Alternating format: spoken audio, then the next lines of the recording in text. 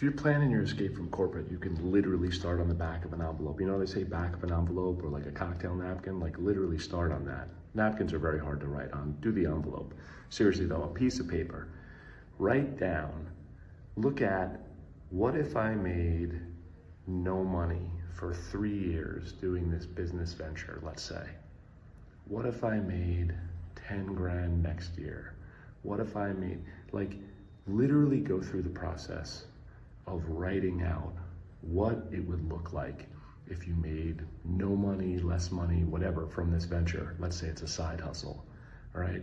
Let's say it's something that you're gonna launch in 2 years and you have to think about. Like, I think a lot of people, I know a lot of people struggle with this idea of, but I'm making so much money right now. If I make anything less than that, I'm not gonna survive. And I think that's the problem.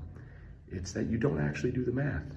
You're in like imagination fear land because you didn't do the math.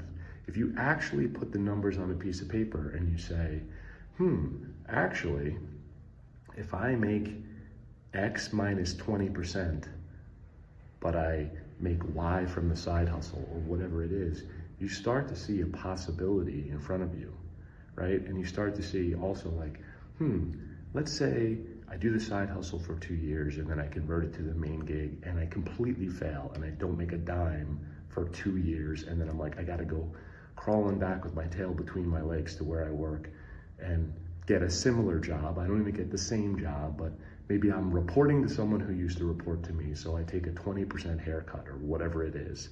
Like, use the real numbers, all right? I'm making things up here.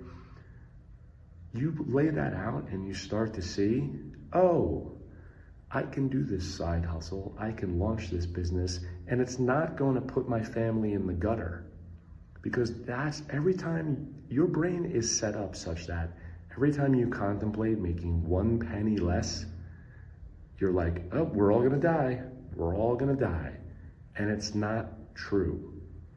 Now, you can stave that off more generally by knowing what the hell you actually spend money on and in what quantities. But most people don't know that. That's a different conversation that we can have about how to do that. It's not rocket science. You just have to pay attention and write things down a little bit. But most people don't do that.